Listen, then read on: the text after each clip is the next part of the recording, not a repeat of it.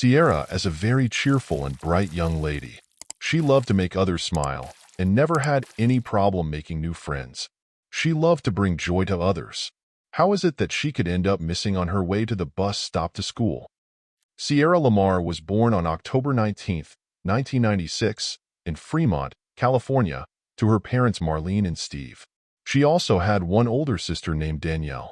October 19th should be a day that she would spend with loved ones, but instead, it's a day that they will again mourn her loss. Sierra was a small but mighty type of girl who, above all else, wanted to make other people laugh. She was the type of person who was always looking for ways to bring joy to others. She was incredibly goofy. She also loved social media and technology in general, and was truly a teen of the early 2010s era. She loved recording these little silly videos of herself and her friends on a laptop. It's very relatable, very much a 2010s era thing. She just seemed like such a fun, easygoing person, and it's all those qualities about her that made her so easy to love. Growing up in Fremont, she had no problem making friends and was definitely a very well-liked person among her peers. In her freshman year of high school, she joined the cheerleading squad, and all things considered, she was just generally really happy. The friendships she had in Fremont were deeply treasured by her. Being a teenager, your friendships are everything, and she had some really great friends. In October of 2011, a judge actually ruled that Sierra had to live full-time with her mom, and her mom was planning on leaving Fremont and moving 35 miles away to Morgan Hill. Now, obviously, that's not a huge move when you think about distance, but at that age, having to leave behind all these great friendships and this life you've established, cheerleading as well, was really hard on her. It turns out that Sierra's dad, Steve, was caught acting inappropriately with one or more of her friends during a sleepover, and he ended up being arrested. Thankfully, he was charged for what he had done, and Marlene, Sierra's mom, didn't want to stay with him after that. So, the two of them got divorced, which is when and why a judge ruled that Sierra had to move with her mom. It was just Sierra who was ordered to move with her mom because she was only 15 at the time, and her sister was 4 years older, so she wasn't ordered to move as well. So, it was just Sierra and her mom, and obviously, it was a huge transition. In October of 2011, she and her mom made that move from Fremont to Morgan Hill, California. It was only about a 45-minute drive away. She ended up having a really hard time adjusting to the move and also adjusting to being at a new school. Now she's a sophomore in high school and had to essentially start over when it came to her friendships and that life that she had once known. Moving at any age in your childhood, but especially in the high school years, can be really difficult. Or just in the middle of middle school, high school, or even elementary school, making that move can be really difficult. She seemed to be a very tenacious person. She was very funny and very likable. So she was able to make some new friends or was starting to build some new friendships and had also joined the cheer squad at her new school, which was helpful as well. But overall, she wasn't thrilled about the move to Fremont, and this was no secret to her friends and family. Given everything that her mom had been through, it wasn't just because she wanted a new start. She had also started a new relationship with a man named Ricky, and the two of them had gotten to the point where they wanted to live together. That was also part of the reason for the move. So, Morgan Hill was supposed to really be a fresh start for the two of them. But sadly, Morgan Hill is where Sierra's life was senselessly taken. On the morning of March 16, 2012, as Marlene was getting ready for work, she walked into her daughter's bedroom to make sure that she was awake and getting ready for school. It was right around 6 a.m. It was a completely normal day. Sierra was up and was about to start getting dressed for school. Marlene gave her $5 for lunch, told her she loved her, and said her goodbyes, not knowing that this would be the last time she ever saw her daughter. She left for work that day and assumed that Sierra was going to catch the bus and go to school like normal. Her high school, San Andreas High School, was not that far away. It was actually only about 10 minutes down the road. But Sierra typically rode the bus because her mom and Ricky often left for work before they could drive her. Her bus stop was pretty convenient. It was less than a half a mile from her house, and it always picked her up at 7:25 a.m. So, in order to get there on time, she normally left her house around 7:10 a.m., which is what investigators believe she did that day at 6:57 a.m. Marlene had texted Sierra to ask her to wipe down the tub before she left for school, and then she sent her another text asking if she was meeting up with a friend after school. However, she never ended up getting a response from her, although we do think she received these messages and just didn't reply because we also know that at 7:11 a.m., she had texted another friend. Of course, it's pretty common for teenagers to not respond to their parents. But that text to her friend at 7:11 a.m. is super important because it's actually the last known contact that Sierra had with literally anyone. It's also important because it tells us that she was planning to go to school that day. In this text message, she was responding to her friend who had asked her to bring the stuff, which was just homework and makeup, pretty typical teenage text messaging. Maybe the two of them were going to compare notes on their homework and also share some makeup. But they never got that opportunity because Sierra never made it to school that day. In fact, she never even made it onto the bus. Later that afternoon at 3:45 p.m., when Marlene got off of work, she called her daughter like she always did to check in after the school day, but Sierra didn't answer the phone. At first, Marlene didn't panic or anything.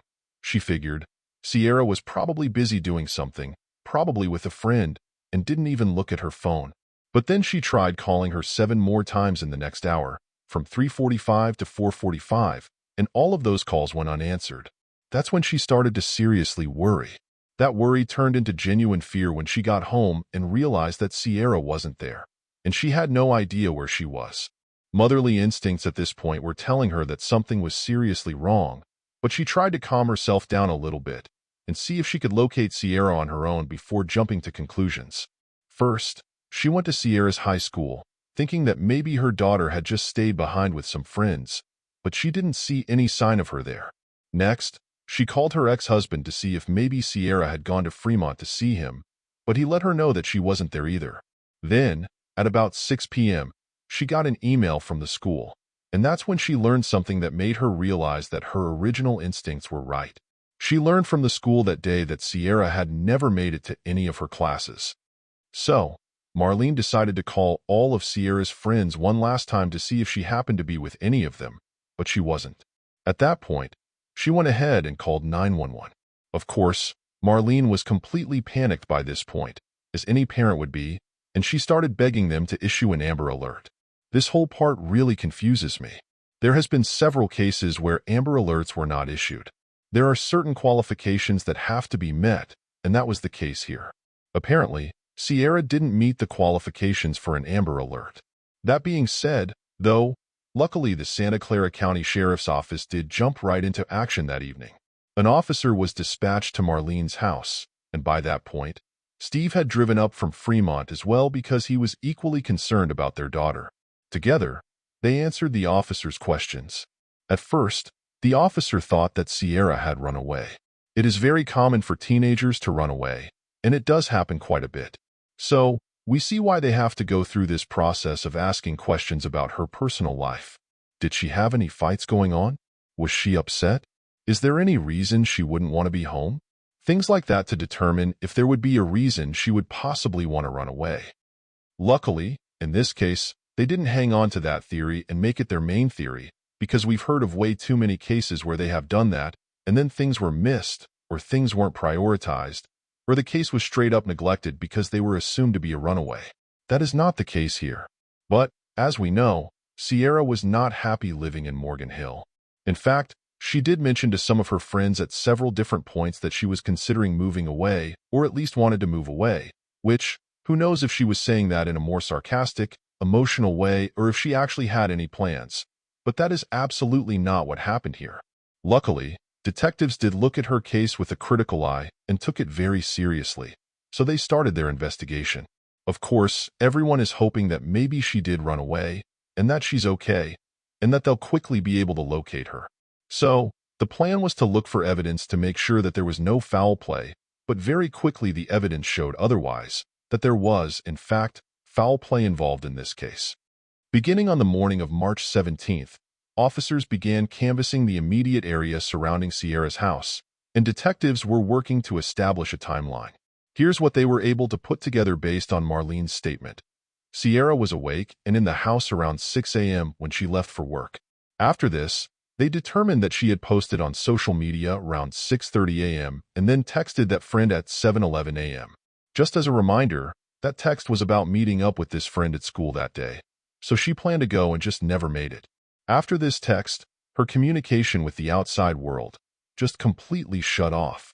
To try and figure out where she may have gone, the officers canvassing the area tried to find surveillance cameras.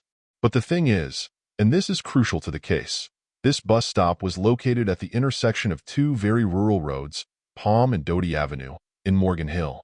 Specifically, where Sierra was living, there are vast open fields, farmland, and orchards, which is what the area is known for. While it's beautiful, it means that there were no cameras even remotely near where she walked to the bus. But investigators weren't at a complete loss because it turns out that Sierra's school bus was equipped with security cameras. When they looked at those, well, they saw nothing. And for as frustrating and scary as that was, it actually told them a lot because it told them that she never got on the bus. This helped them establish a window of time when they think she disappeared, which was a 14-minute span between 7:11 a.m. when she sent that final text and 7:25 a.m. when the bus showed up and she did not get on. Since there were no cameras in the area, the next best thing that law enforcement could do was continue to canvass the area as well as look into her last known movements. Luckily, because Sierra was such a big social media person, she had actually posted a selfie that morning, giving investigators a rough idea of what she was wearing that day. It wasn't much, but they could tell that she had on a black sweatshirt with a partial logo, which they quickly identified as the San Jose Sharks hockey team's logo. That ended up being incredibly helpful. In the meantime, while investigators were just starting their investigation and figuring out all of those details, the local media jumped right onto spreading the word about Sierra, which is fantastic. You don't always see that with disappearances, so it's great that they were getting the word out and the community was hearing about it very quickly. It wasn't long before a massive search was kicked off on Saturday, March 17th, less than 24 hours after she had been reported missing. More than 300 people were already out looking for her, or for any sign of her. They focused on the grassy fields surrounding her house. On that day, and every day that followed, people from Morgan Hill and all over the Bay Area came together in an effort to find Sierra. A local elementary school even set up a search center where volunteers would gather to share information and discuss where to look next. Starting on the 17th, the police began looking into sex offenders in the area, and unfortunately, it turns out there were a lot. However, each and every one of them had a solid alibi that law enforcement was able to confirm. Sure, many of you are wondering about Sierra's dad. He actually told police about his history right away because he knew they would look into their entire family and find out anyway. He wanted them to hear it from him. They were able to clear him. When they first found out about his history, they were definitely shocked and concerned. But yes, they were able to clear him pretty quickly. There was something else that came up that shocked them even more, and that was Sierra's cell phone. Her phone was discovered less than 24 hours after she went missing, and the circumstances of finding it are pretty strange. On the night that Sierra was reported missing, just the night before, the first deputy who arrived to speak with the family tried calling Sierra's phone multiple times. Every time he called, it went right to voicemail, until about 3:48 a.m. on the 17th, when it didn't go right to voicemail, meaning that it was turned on and that they would be able to track the cell tower that it was pinging off of. This was huge. While they were looking into the data, they saw that her phone had turned on and off several times. It was only ever on for a few seconds, but it was just long enough that they were able to get an approximate location for it. Later that day, with the help of search teams, they located her Samsung Galaxy phone, which had been lying on the wet ground. Basically, what was happening was that water had seeped into the phone and into the battery itself. Many of you have spilled water on your phone or submerged it in water and have experienced it turning on and off, or the screen blinking, or the mic going in and out, things like that. It basically tricked the phone into thinking that it was charged, and so it would turn on for just a second, long enough for them to get that ping, and then that was it. So, it was never actually turned on by anybody. It had been lying there on the wet ground the entire time. The other really important element to note here is where the phone was found. It was only a few blocks away from her bus stop, meaning that whoever took her had ditched her phone pretty much immediately. Of course, the phone was sent off to the crime lab pretty much right away, and while it was being processed, the search continued. Another huge discovery was made a day later on Sunday the 18th.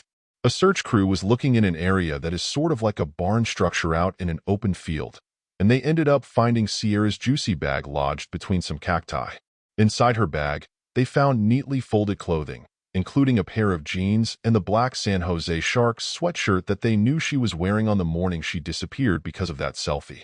They also found a bra, a pair of underwear, a sock, her shoes, and some of her school paperwork. This is just a horribly sad detail, but they also noted that her jeans smelled of urine. Of course, all of these things were immediately sent in for forensic testing, and even though it took a little bit of time to get the results back, the wait was worth it. For one, they found lichen on Sierra's clothing. Now, lichen is an algae that grows on rocks and in the soil, and while that might sound like a pretty minor, sort of strange discovery, it actually had the possibility of being really helpful because they brought in a botanist who explained that this type of algae only grows in certain areas. The hope was that maybe they could track down Sierra based on where this lichen grows.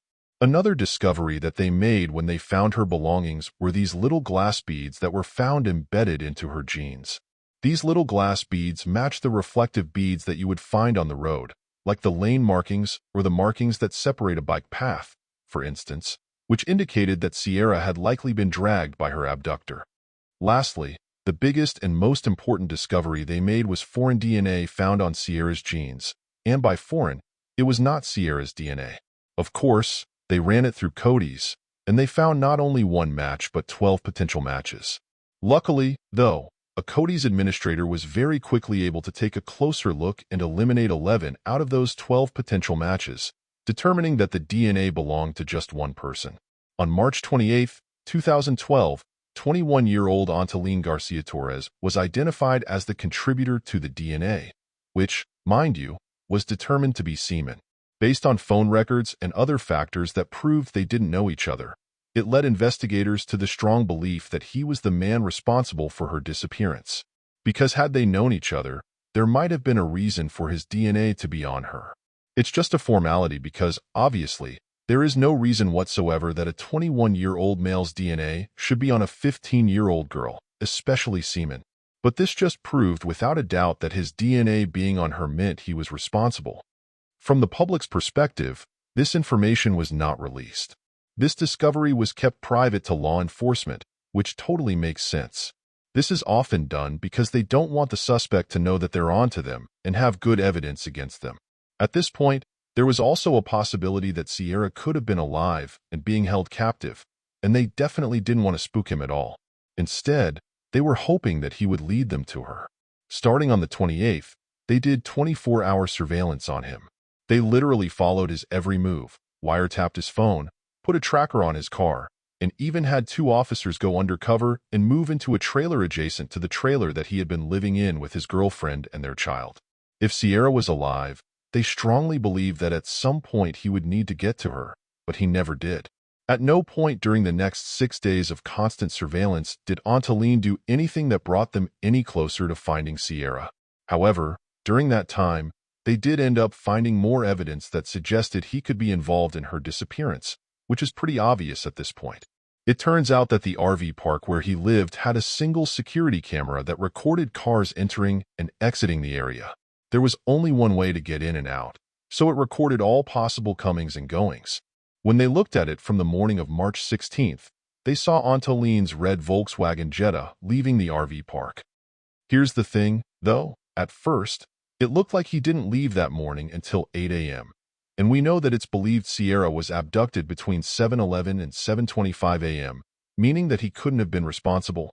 So, of course, that was confusing to everyone at first, but then they realized that the cameras hadn't been adjusted for daylight savings yet, which means he left at 7 a.m. The RV park where he lived just so happened to be 10 minutes away from Sierra's bus stop. The security footage also showed that he didn't return home until right before 1 p.m., giving him about 6 hours where he was unaccounted for. Because of this, and because Antolin never led investigators to her during that 6 days of constant surveillance, they decided that it was finally time to speak to him. On April 4th, 2 detectives showed up at his RV, and this guy is one cocky person. They started talking to him very casually, asking if he was aware that there was a missing girl in the area, and his response was, "I would like you to get to the point." Then, of course, they asked him if he knew who Sierra was, and he responded, "I doubt it." "Why?" While he was in questioning, Antolin provided a description of what he did back on March 16th, which included leaving his house around 7:10 to 7:20 a.m., going fishing alone, followed by a trip to the bank. Now, we know that they had checked his time of departure, which was actually 7 a.m., but because he said he went fishing alone, that obviously can't be corroborated. He did, however, no shock here, say something incredibly stupid, which was that on his drive to the reservoir, he missed his turn and had taken a different route. And what road do you think he said he was on? Palm, which is the road that Sierra's bus stop was located on. So, this idiot literally placed himself on the exact road that she was abducted on around the same time. They were able to figure out that it would have been around the same time based on how long it would have taken for him to get there from his home. Just unbelievably dumb. And that's not all. The sergeant who was questioning him then asked him if there was any reason that his DNA would be on any of Sierra's belongings. Let me be clear, he said. DNA, that was it. There was no mention of semen or sperm or anything like that. His response was to ask if sperm could be a source for DNA. Then this freak goes into this incredibly bizarre story about how he masturbates in his car and then uses tissues to clean himself up. Then his nasty self says that he sometimes throws these tissues out of his car window. So, if there was any sperm found on her, it was probably because of that. Which? What? What are you talking about? But you're telling me that your nasty sperm-soaked tissue that you threw out of your window somehow floated and found its way all the way to this field and got itself onto Sierra's jeans? Okay, makes total sense, right? Especially because her jeans were found inside of her bag. But for as stupid and outrageous as his statement was, and as obvious as it is that he is definitely connected to her disappearance, it still wasn't enough evidence at this point to make an arrest, so he was free to leave that day. Meanwhile, though, his car was still being processed, and the bank that he said he went to was being looked into as well. It turns out that he did go to the bank. Security cameras placed him at Bank of America around 12:50 p.m., and although the footage was grainy, it looked like the bottom of his jeans were a darker color than the top of his jeans. They couldn't say for certain, and it sounds like sort of a weird thing to point out, but investigators speculated that the dark part of his jeans was an indication that he may have been near a body of water. Now, of course, he did say he went fishing, so if they're assuming that's true, that could also explain the water. But of course, they're thinking that maybe he was at a body of water because he was disposing of Sierra's remains somewhere wet, which would make sense when it comes to the algae as well. But in the countless searches that have been done to find her, reservoirs, ponds, and lakes were searched with the help of expert dive crews. Even on days with terrible weather conditions and low visibility, they never stopped looking.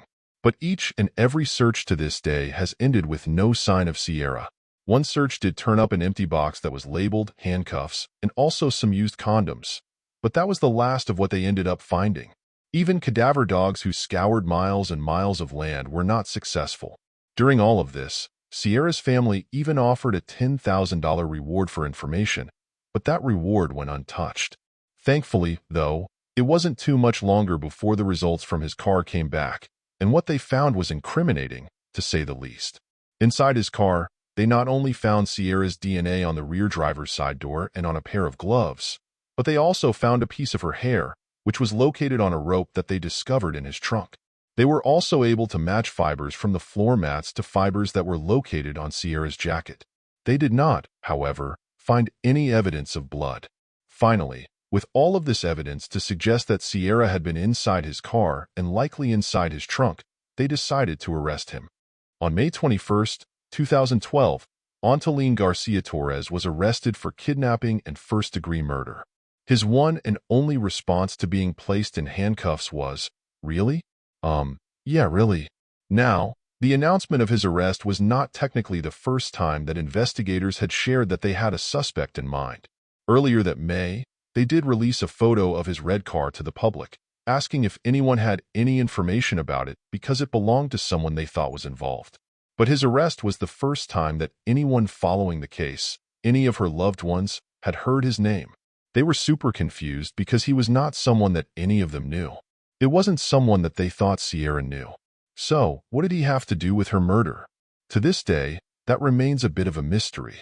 Despite his arrest, and this isn't surprising because he is such an awful person, he has not shared any details when it comes to his involvement in Sierra's murder. So, investigators and prosecutors have had to come up with their own theory as to what happened. They truly believe that this was just a random attack, just a case of wrong place, wrong time. They believe that he had either been watching her at her bus stop, learned her routine, and struck when he thought the moment was right, or this could have really just been a crime of opportunity. The thing is, though, Sierra wasn't his first murder as far as we know, but she wasn't his first violent attack. While investigators were looking into him, they obviously wanted to run a background check and look to see if he had any history of violence. At first, it looked like he had a prior conviction for interfering with an officer, which didn't look great, but it wasn't the worst of it. What they ended up finding was much, much worse. Back in 2009, there were 3 women who were attacked out in the parking lot of a Safeway. It just so happened to be a Safeway that he had worked at that time. At the time, police weren't able to figure out who was responsible for those attacks, but with the help of those women, they were able to create a composite sketch of the attacker. When investigators were digging around, they saw this sketch and realized it looked a hell of a lot like him. So, of course, they reopened those cases and found out that during one of those attacks, the guy had dropped his stun gun. After running some testing on it, they determined that a partial fingerprint was left on the battery of the device, and it was a match to him.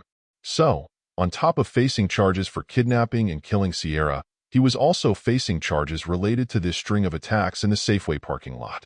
But the biggest hurdle that prosecutors are facing now is the undeniable fact that they still don't have Sierra's body. But, of course, that was not going to stop them from trying to pursue justice. On January 30th, 2017, Antolin's trial began. He had pleaded not guilty back in February of 2014, and in the years that he awaited trial, he never said a word. The searches continued day in and day out, but were officially suspended by law enforcement in May of 2015. That being said, the community searches went on, and loved ones never gave up on finding Sierra, and that remains true to this day. Balloon releases and candlelight vigils were held repeatedly in her honor. The way that this community came together for Sierra and her family was something that was just so incredibly beautiful to see. As for his trial, it went on for quite some time, from the end of January through the beginning of May. To nobody's surprise, the defense argued that Sierra had, in fact, run away. They even believed that they had evidence to back up that theory. That evidence was one of Sierra's old-school notebooks. In this notebook, there was a note that read, "I hate my life. No one ever sees this. I will be in San Francisco by March 16th, 2012. Now, mind you, March 16th, 2012 happens to be the day that she went missing. So, this seemed like a crazy coincidence, right? Plus, they also had another note that talked about running away. In the eyes of the defense, this seemed like plenty of evidence that she really willingly left her life. A handwriting expert testified as well and said that none of these notes were in Sierra's handwriting. The prosecution argued that these messages were actually written by other students as some sort of prank. It's incredibly weird. Kids can do some dumb things, but to make a prank for a case like this?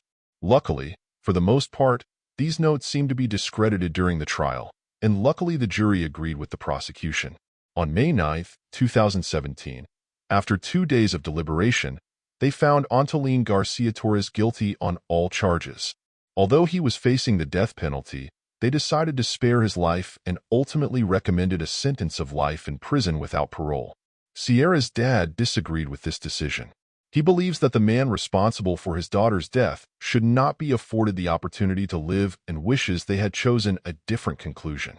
As for Marlene, she said that although they are grateful that the jury chose to convict him, nothing will take away the pain and sorrow they experience every single day. Antolin Garcia-Torres showed little emotion, but he bowed his head when the jury's verdict was read aloud. Guilty for the kidnapping and murder of Mae LaMar. Guilty on all counts. Truly, we've been praying for the chapter to have this type of ending, justice. Supporters and Sierra search team members embraced and high-fived each other. Sierra's friends and family wept. Victory in the courtroom, but the loss goes on. Nothing will take away the pain and the sorrow that we experience every day. It took just 12 hours of deliberations for this jury to reach a verdict, a huge victory for the prosecution. tasked with proving murder, even though Sierra's body was never was arrested, he refused to speak about what happened to Sierra besides maintaining his innocence. Several news outlets wrote to him in jail to try and see if he would talk, but he never did. That is, until December of 2020, when for whatever reason, he decided to reply to a reporter. Although she asked him many different questions, he responded to only one, and it was one about his innocence. No shock here, but he says that he holds fast to his innocence and that he is not going to talk about the case. He also mentioned not trusting people and that his days of having his voice are long gone. Truly, that is the last time he has spoken out. Until next time, everyone be safe and watch out for others as well as yourself.